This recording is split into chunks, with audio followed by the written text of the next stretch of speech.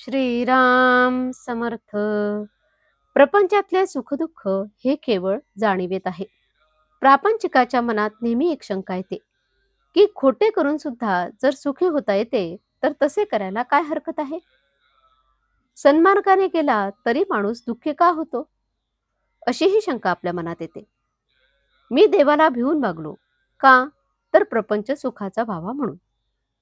देवाची एवढी खटपट करूनही जर सुखी होता येत नाही तर काय उपयोग. किती विचित्र आहे पहा. खेळातले घर बांधायला आपण गवंडी बोलवण्यासारखा हा प्रकार आहे.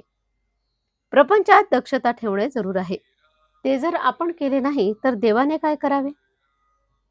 भगवंताचा साधन म्हणून आपण उपयोग करतो आणि शेवटी साधनालाच दोष देतो. साध्य बाजूलाच राहते.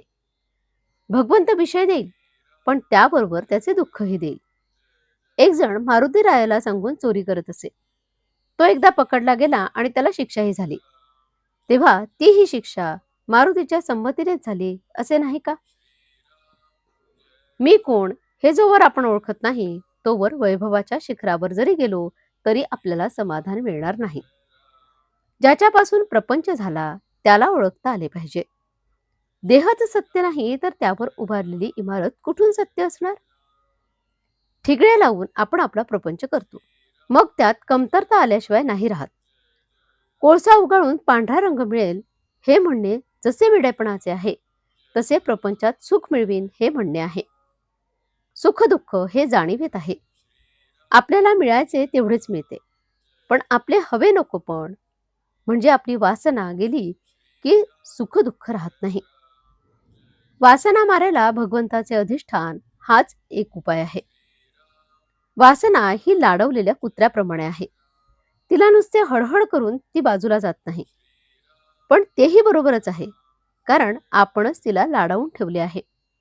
म्हणून भगवंताच्या पूजेच्या वेळेस सुद्धा ती देवघरात येते. बरे, चांगली वासना तेवढीच आत येऊ द्यावी असे म्हणावे तर तिच्याबरोबर वाईट वासना ही हळूच आत येते.